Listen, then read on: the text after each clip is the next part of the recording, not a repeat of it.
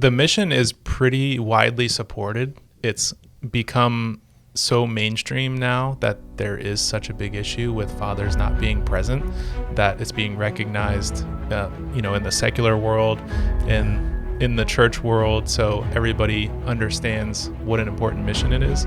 So we do get a lot of great feedback. The big challenge, it will always be trying to find enough mentors to support the need.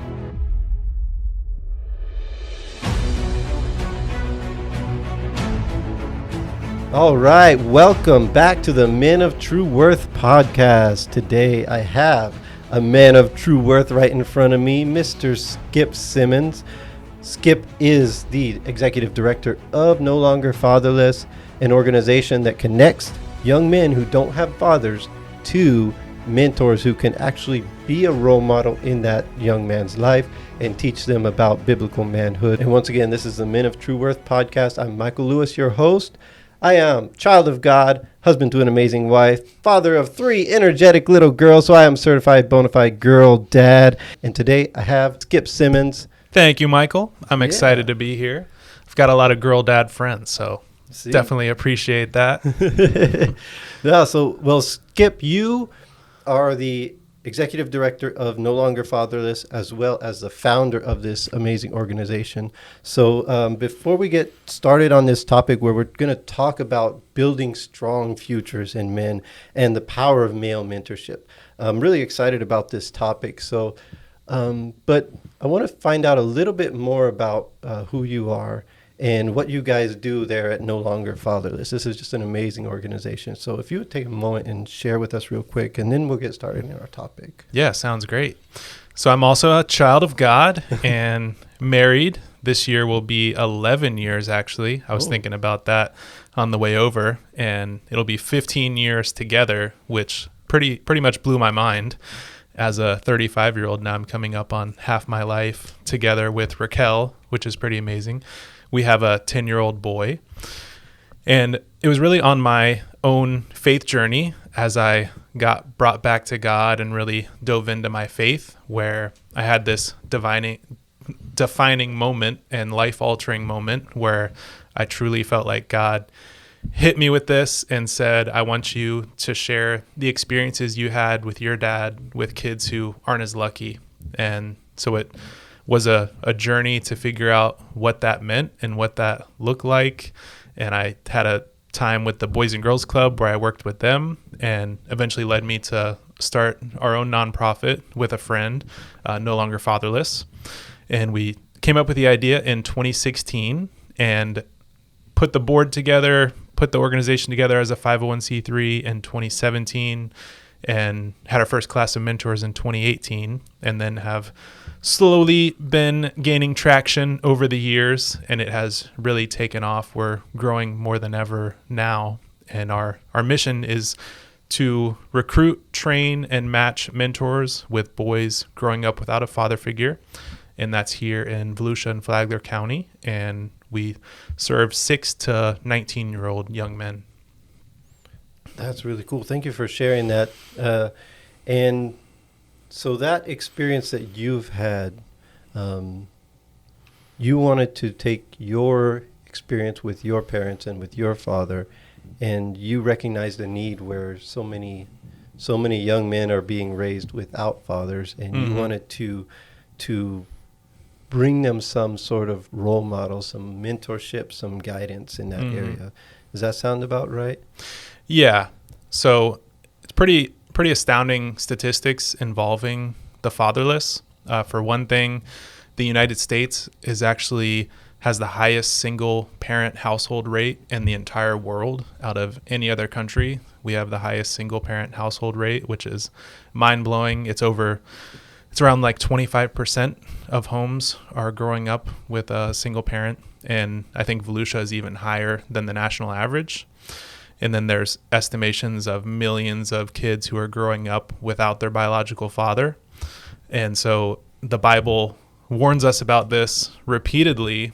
And I love when science catches up to what God told us thousands of years ago There's examples in astronomy and hygiene and what we eat. And then, science will say 2,000 years later, oh yeah, you guys should listen to this. You should look what this says, that you should avoid these things or do these things.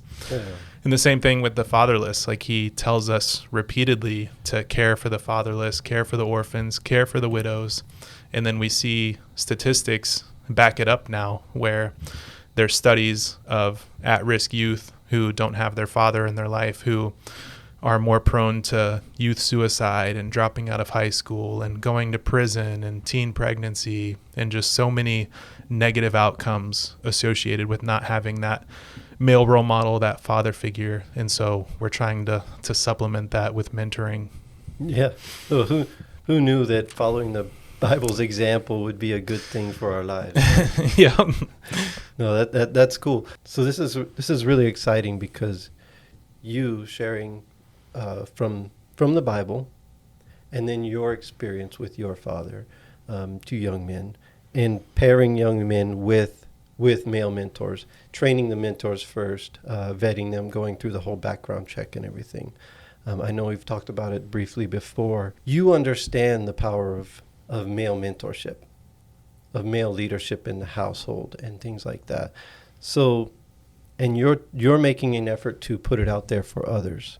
And I really honor what you're doing. I thank you for what you're doing. This is such a valuable thing that you're providing for our community here in Volusia and Flagler County. Can you share a powerful story of how this has impacted somebody's life, and have you seen a transformation or a change in somebody's life? Yeah, absolutely. I was thinking of all kinds of young men that we've had who are graduating, who are going into college, who are getting their first jobs, who are driving and meeting these sort of milestones and getting baptized and saved. But one came to mind who's been in our program now for about 4 years.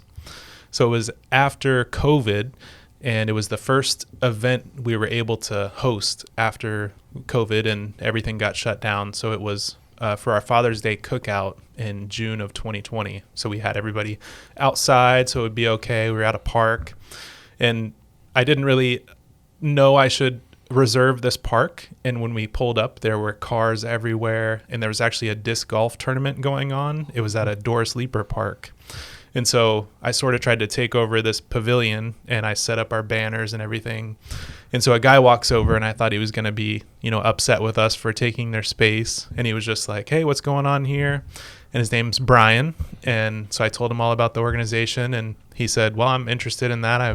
I think I want to become a mentor." So I, took it with a grain of salt. I didn't really expect him to commit right there after just meeting us. But sure enough, he signed up for our next class and went through training. And then once they finished training, we sort of go through young men on our waiting list and say, here's a young man in your area that we think could be a good fit.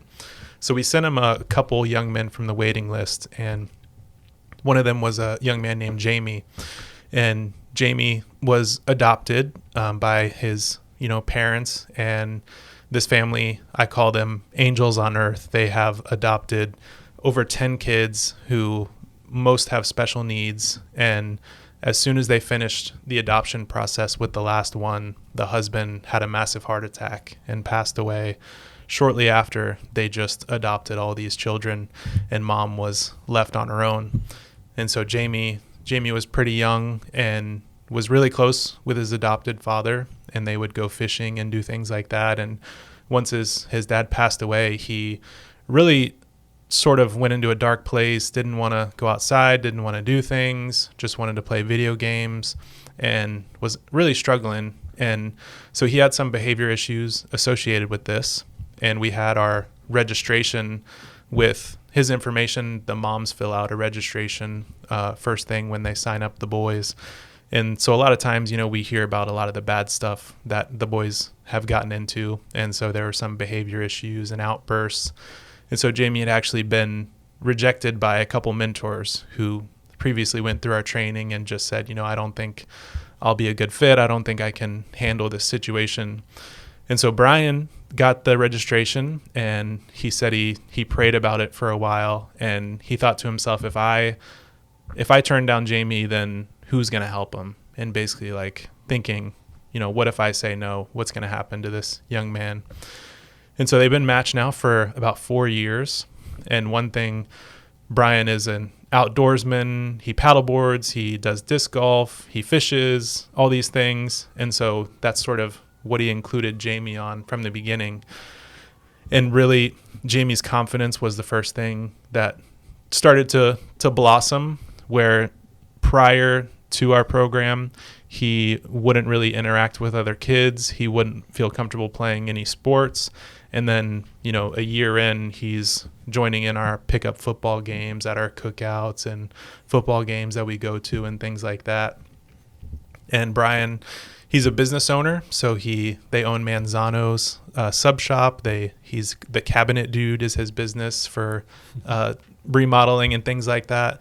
So he's brought Jamie in to learn how to do different jobs in both businesses. And actually recently, they were working on a project together at his office on a weekend, and it was next to another business, a pool business. And they saw Jamie working out in the hot sun, working hard, and they came over and were just blown away at his work ethic, this teenage boy, like spending a weekend working in the hot sun. And they were like, this is very unusual for a young man your age.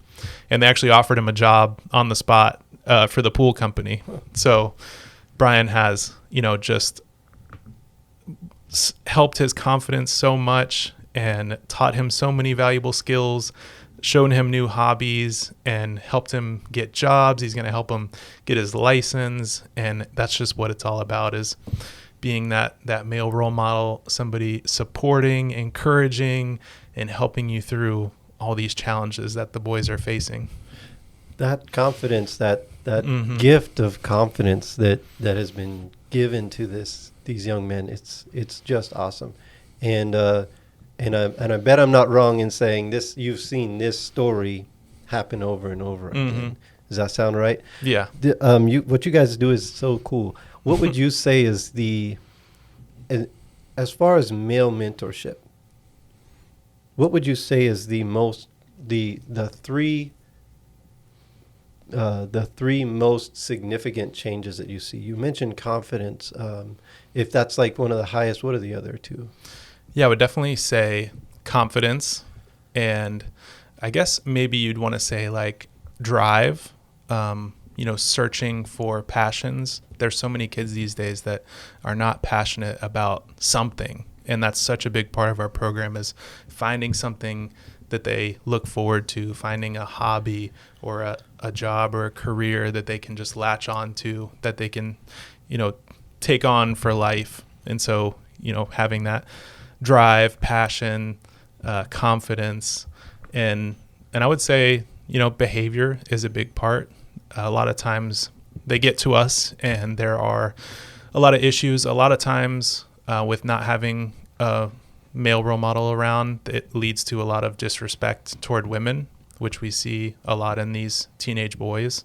And so that's something we really try to work on, and just the mentors modeling their life and their behavior and their relationships, because most of them are married, so they see them as a husband and a father and a friend, and how they treat people. So I definitely would say those three areas are most important. Yeah. And now something occurs to me that while I'm speaking to you and while I'm hearing your story of what you guys do, well, first of all, I'm going to say, if anybody's interested in getting involved or learning more about what you guys do, they can go to nolongerfatherless.org. Is that right? That's right. All right. Perfect. So definitely go there and check it out if you guys are interested in that. Now, what I was going to say is, as I hear you speaking, it's not just the mentees that their life is being changed. It's also the mentors. And they're actually receiving just as much as they're giving. Does that sound about right? Or in your experience, what can you speak to that? Yeah, so that's something we added in our mentor training, because you start this and all the focus is the young man and trying to help them and help them be successful. And then you start to see the fruits of everything else going on.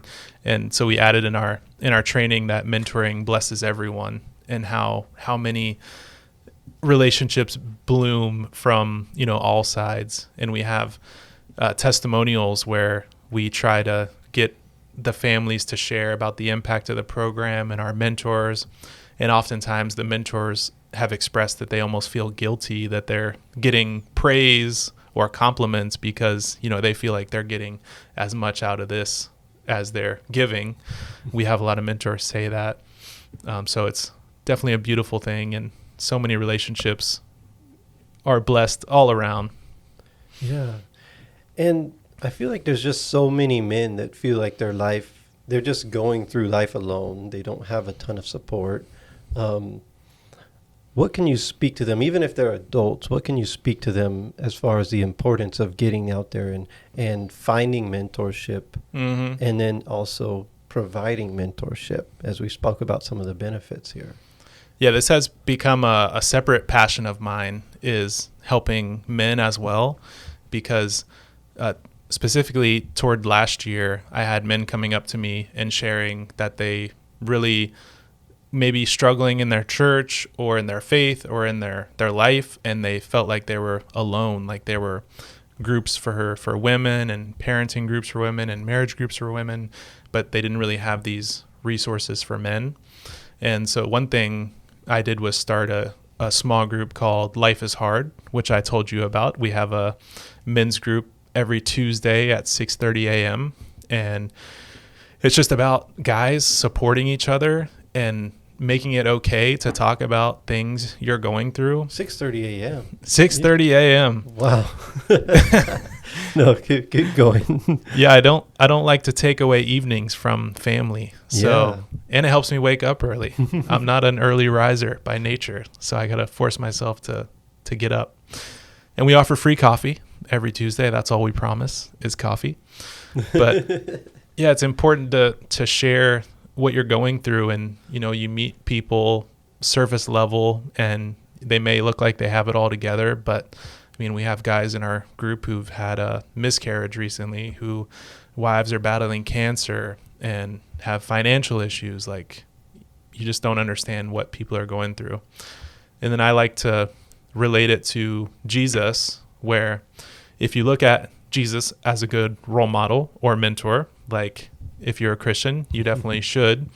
I like to look at the relationship he had with God, and a big part of mentoring is affirmation and encouragement and just being there. And how many times in Jesus' ministry did God show up and speak into Jesus when he got baptized? This is my son with who I am well pleased. And then whenever he was in the garden and really struggling with the idea of being crucified and going to God and asking for support and asking, is there another way that we can do this? And God saying, this is how it has to be done. But if Jesus had God as his mentor, then I think that's a good example of us needing men in our lives, as well as God speaking into our life, but just the importance of not going through life alone. Yeah. And so many children, when they're raised up, a lot of times their view of God is defined by their father, their relationship with their father, their earthly father. It kind of defines their view of God. Now, but when there is no father in their life and there's no example at all, what are some of the signs that as we get older, we may need mentorship? What are some of the things that we should say, you know what, I need to go find somebody who's been down this journey before, or I need to go surround myself with men? What are some of the signs in your experience of this? Yeah, I just think if you're struggling with anything, which I think we face every day with it, whether it's self-doubt or your career or your marriage or parenting, like there is something you're going to go through that is going to be difficult. And, if you do have a spouse who's very supportive, that is definitely a huge blessing, like I do. But you may also just need some men in your life who can relate to you and can provide wisdom for you. And they are absolutely out there, whether it's your local church or there are groups such as the one you just started, Christian businessmen, right? Right. And yeah, so many places to find that group of guys that can help. So you're saying that you're saying that you even are seeking mentorship from other men? Yeah, I have forever. That's something that I've always known is important. No, that's funny because I'm asking because I know the answer. So we seek mentorship from men, right? And all men need that surrounding them. Like you said, if you're having any struggles, if you're having anything that you need to work through, everybody has it, right? Mm-hmm. So we all need that. And actually, since you mentioned it, that's you were kind of raised in that. You know that it's important. For me, it started about 5 years ago when God revealed that to me, like, hey, you need to get out there and be around other men and really connect with them. Mm-hmm. So I just get really excited when I see people like you making an effort to do something for men. Because like you said, the churches, a lot of times we see that they have programs for women, they have programs for children, they have programs for the youth, and they become known as this church that's great with the youth or with their women's programs and things like that. And there's nothing wrong with all those programs, but sometimes the men, they're not the low-hanging fruit. It's a little bit more difficult to gather men and things like that. So I really honor that effort that you're making for that. When it comes to, and I'm not bashing any of the churches or anything like that, because I really believe in what all the churches here in the community are doing. But when it comes to your experience in sharing the vision that you have with No Longer Fatherless, what are some of the challenges that you guys face when you're trying to get it out there, when you're trying to make this problem that we're facing as a community and as a church? What are the challenges that you face or the opposition that you come against? Well, the mission is pretty widely supported. It's become so mainstream now that there is such a big issue with fathers not being present, that it's being recognized, in the secular world, in the church world. So everybody understands what an important mission it is. So we do get a lot of great feedback. The big challenge, it will always be trying to find enough mentors to support the need, which I don't think we'll ever catch up to. Right now we have 30 young men on our waiting list who are waiting for a mentor. And so that's basically without putting much energy into finding those young men. It's just organically the families see the mission and the organization and they sign up their boys. And so we are out there all the time trying to find mentors, speaking at churches, speaking in Rotary clubs, businesses, anywhere we can to find mentors. And it is a big commitment, and men are typically busier.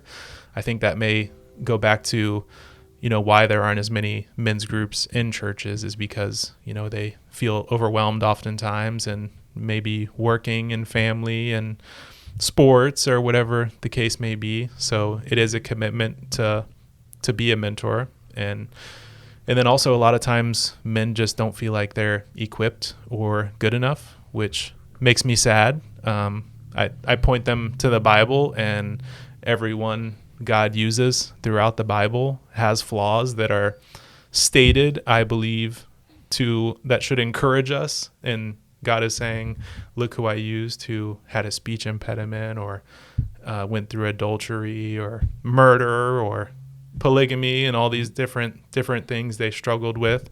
And so, telling us we don't have to be perfect. We don't have to be Jesus. That's why we have Jesus.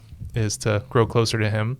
But yeah, oftentimes men feel like they're not good enough to be a mentor when you don't need a PhD. It's really just about your time and commitment and being there and supporting and encouraging. So yeah, we're trying to find as many mentors as we can. Yeah. And so there may be some people who are listening to this who are actually thinking about maybe joining a program like No Longer Fatherless and being a mentor, but they're hesitant, like you said. Maybe they don't have experience or they don't feel good enough. What would you mentioned a lot there, but what would be your very short message to them to say, if they're hesitant to take on this journey?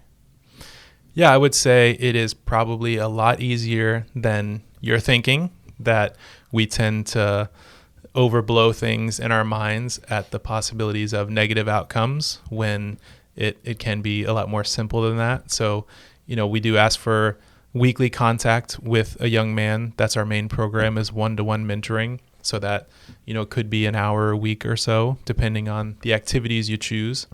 But we talked about the most important things in mentoring is showing up and being consistent.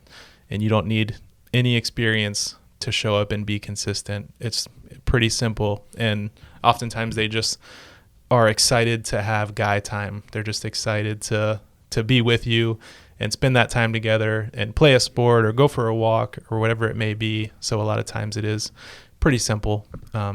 So yeah, sign up at nolongerfatherless.org, and we have a training coming up October 7th. So that's our next class, and we would love to fill that up. I love what you guys do, and this is really cool.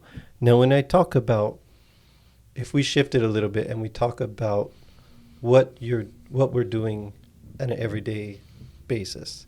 So somebody saying like they're struggling to get through or whatever, wherever they're at, how can they go as adults? How can we go about finding mentorship for ourselves? And should we even do that? Or what would be the importance level of doing that at this stage? Mm-hmm. Yeah, I think something we talked about briefly about the lack of resources for men. And I think a lot of that ownership goes on men because we can be proud and stubborn. And I think a lot of times men are scared to share and scared to put themselves out there for fear of rejection. So I think you definitely have to approach it with humility whenever you're seeking help and seeking relationship, and being okay if it doesn't work out.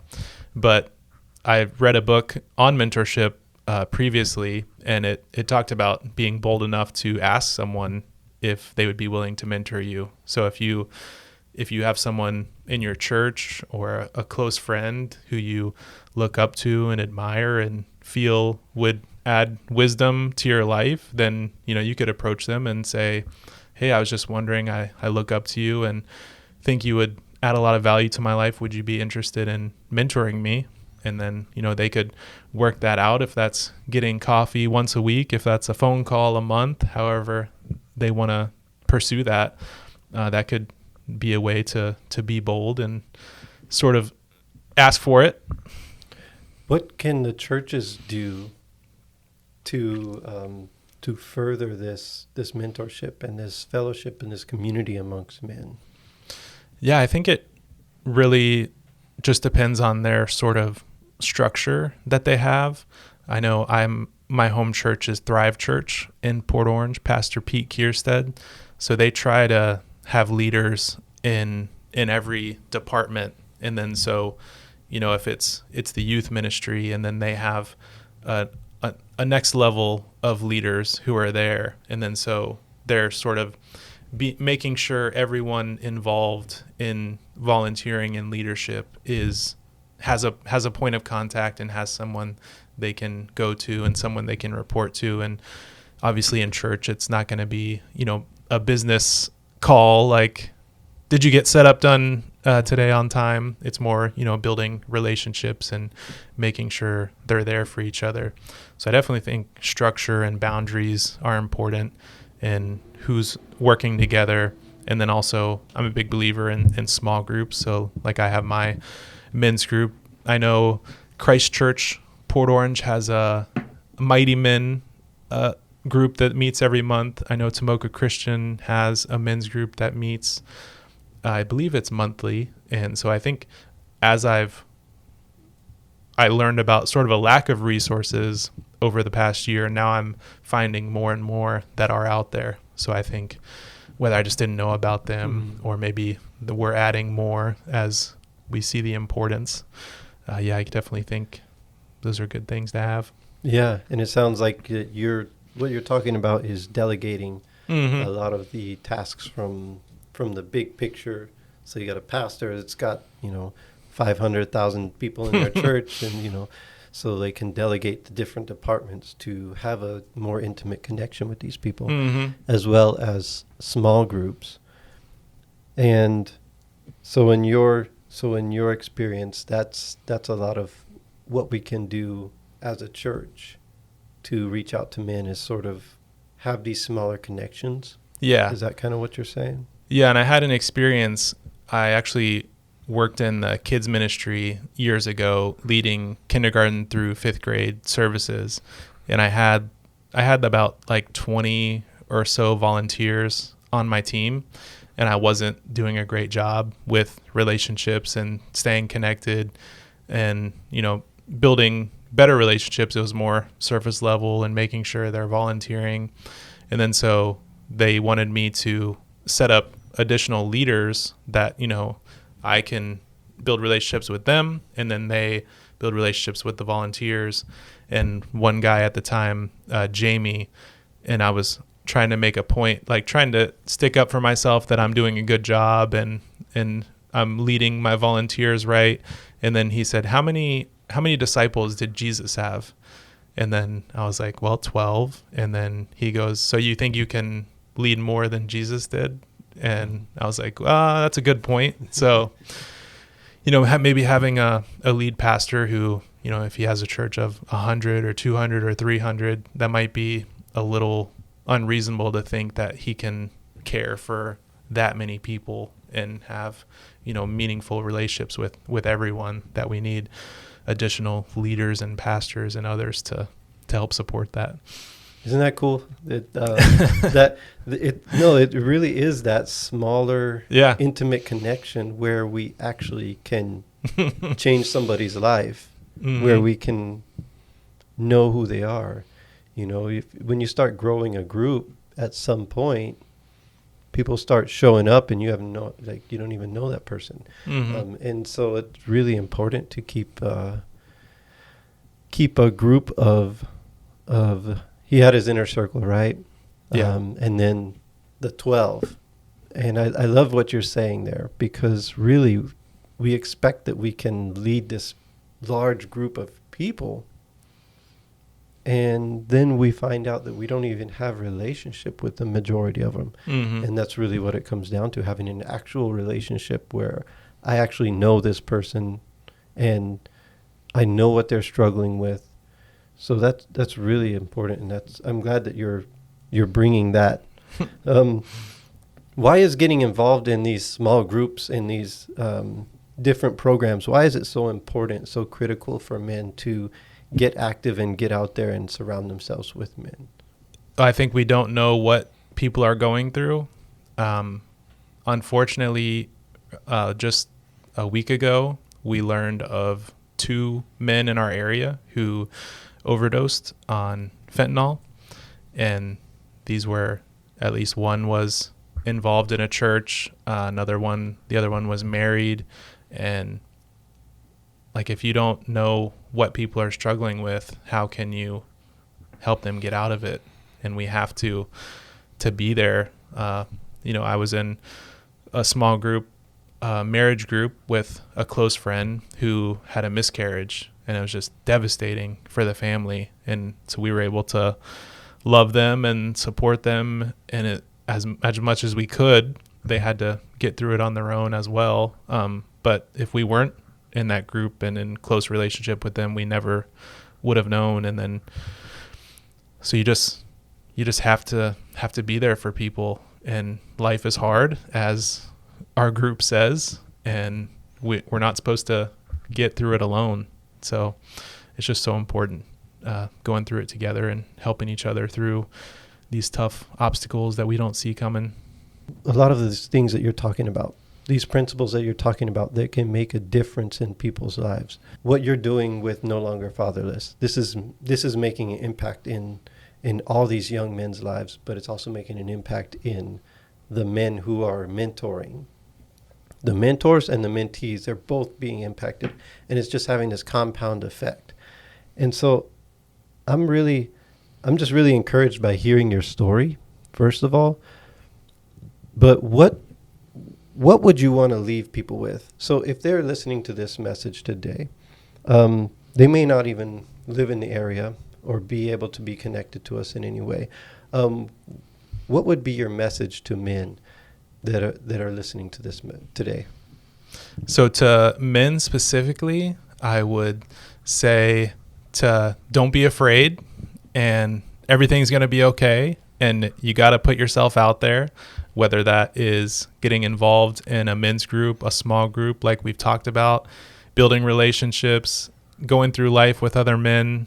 And then I know, obviously, I'm here to talk about No Longer Fatherless, but I understand that's not the only cause in the world. And I know it resonates with a lot of people, but also, people have passions for other ministries as well. So, just getting involved in a local cause, that's another thing, God tells us about, is how important it is to serve others, and you will receive more than you give. And just the importance of serving in your community and seeing those benefits, whether it's a mentoring program like ours, or mentoring a younger guy in your church, or feeding the homeless, or whatever it may be, but just the importance of serving others in our life and going through life together. Yeah, so actually get connected, get involved, and find the small groups around you. Mm-hmm. Because like what you mentioned, you already mentioned all these various churches that are around us over here that are doing certain things to reach them in, and it's really encouraging to hear this message. And thank you for bringing that today. I'm really encouraged. And then if they're looking to get connected with No Longer Fatherless, specifically with your organization, they can go to nolongerfatherless.org, and through there they can sign up to be a mentor. That's where they can sign up to get on the wait list as mentees, mm-hmm. as well as they can support financially and things like that. So they can go do that through the website, right? Yep, that's all on there. We have videos about all we do. We have our mission and vision and everything, so you can learn all about the organization on our website. And we have Facebook, Instagram, YouTube that they could find us on as well. Awesome. Well, I'm just really encouraged by everything that you shared. Thank you for coming on. I really appreciate you sharing with the Men of True Worth podcast today. Once again, for you guys, thank you for tuning in. If you've made it this far, go ahead and click subscribe, like this video, share it, and get the word out about nolongerfatherless.org. Go to the website, check them out. And Skip, thank you so much for joining me today. I really appreciate this. This has been awesome. Thank you, Michael. I had a wonderful time. Awesome.